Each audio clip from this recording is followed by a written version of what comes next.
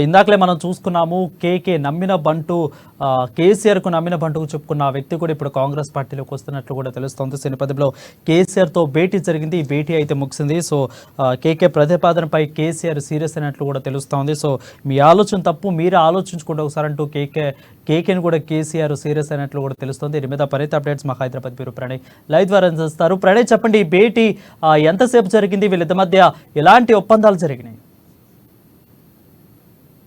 Thank you Varun. సుమారుగా గంట సేపు కూడా ఏదైతే కేసీఆర్ కి సంబంధించినటువంటి ఫామ్ హౌస్ లో కూడా కేకేతో భేటీ కేసీఆర్ మాట్లాడడం జరిగింది. అయితే ప్రధానంగా పార్టీని వీడేకి సంబంధించినటువంటి అంశాలపై కేకే భేటీ అయినట్టుగా తెలుస్తోంది. ప్రధానంగా మొదటి నుంచి కూడా కేకే పార్టీ వీడుతాడు అన్నటువంటి అంశాలను మనం తెరపై చూస్తా ఉన్నాం. దీంట్లో ప్రధానంగా మనం మాట్లాడుకుంటే కేకే ఎప్పుడైతే పార్టీని వీడుతాడు అన్నటువంటి సమాచారం ఉన్న గతంలో గద్వాల విజయలక్ష్మి పార్టీని వీడబోతున్న నేపథ్యంలో కూడా కేకేకు ఆల్రెడీ కేసీఆర్ ఫోన్ చేసి ఫామ్ హౌస్ రమ్మని చెప్పడం జరిగింది. చెప్పినటువంటి నేపథ్యంలో కూడా 2 రోజుల పాటు కూడా కేకే ఫామ్ హౌస్ కు వెళ్ళలేదు.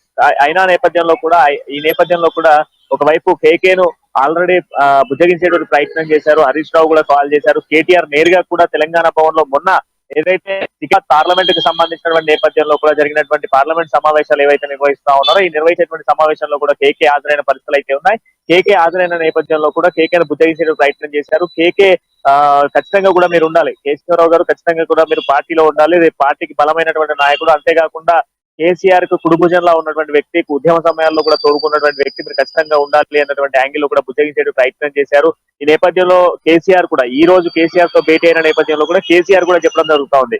కేకే ఖచ్చితంగా కూడా రేపు రాబోతున్నటువంటి రోజుల్లో ఖచ్చితంగా మన ప్రభుత్వం మళ్ళీ ఏర్పడుతుంది, ఖచ్చితంగా ప్రజలు కాంగ్రెస్ తిరుగుకొట్టేటువంటి రోజు వస్తుంది, ఖచ్చితమైనటువంటి పరిస్థితి మనం ఎదుర్కోబోతా ఉన్నాం, ప్రజలకు మన అవసరం ఎంతైనా ఉంది అన్నటువంటి యాంగిల్ లో కూడా కేకేను బుజ్జగించేటువంటి ప్రయత్నం కేసీఆర్ చేసినప్పటికీ కూడా కేకే కరాఖండ్గా ఖచ్చితంగా కూడా నేను కాంగ్రెస్ లోకి వెళ్తాను అన్నటువంటి కరాఖండ్గా చెప్పిన సిచ్యువేషన్స్ అయితే ఉన్నాయి.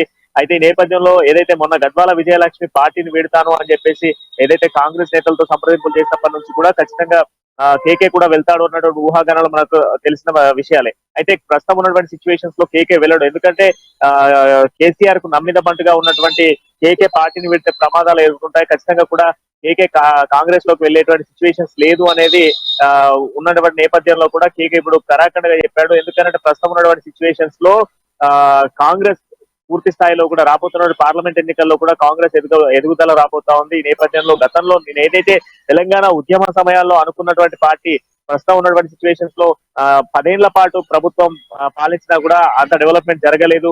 నేను ఏదైతే కలగన్నానో రేపు రాబోతున్నటువంటి తెలంగాణను ఏ విధంగా చూడాలనుకున్నానో ఆ తెలంగాణ ఇప్పుడు ప్రస్తుతం ఉన్నటువంటి సిచ్యువేషన్స్ లో ఆ విధంగా లేదు అన్నటువంటి మాటలు కేకే కేసీఆర్ తో మాట్లాడినట్టుగా తెలుస్తా ఉంది. ఖచ్చితంగా నేను కాంగ్రెస్ లోకి వెళ్తే నాకు ఏదైతే ఉన్నత స్థానాన్ని కల్పిస్తారో, అంతేకాకుండా నేను కలగన్నటువంటి తెలంగాణను కూడా రేపు నిర్మించుకోవచ్చు అన్నటువంటి యాంగిల్ లో కూడా కేకే మాట్లాడినట్టుగా తెలుస్తా ఉంది.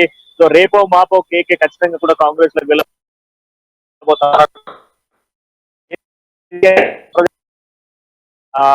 పార్టీని వీడి వెళ్ళిపోతున్న సిచ్యువేషన్స్ కనబడతా ఉన్నాయి. సో ఈ నిపంతో కూడా కేసీఆర్ ఇటు పార్టీకి నేతలు కూడా పార్టీ శ్రేణులు కూడా ఆయనను సంప్రదించే ప్రయత్నం చేశారు. కొద్దిసేపటి క్రితం కూడా కేసీఆర్ ఫామ్ హౌస్ నుంచి వచ్చే ముందు కూడా అక్కడ హరీష్ రావు ఫోన్ చేసి మాట్లాడినట్టుగా కూడా తెలుస్తా ఉంది. నేరుగా కేటీఆర్ సిరిసిల్లలో పర్యటిస్తున్న కేటీఆర్ కూడా కేకేతో మాట్లాడే ప్రయత్నం చేసినప్పటికీ కూడా కేకే ఎవరికి స్పందించట్లేదు అనేది స్పష్టంగా తెలుస్తా ఉంది.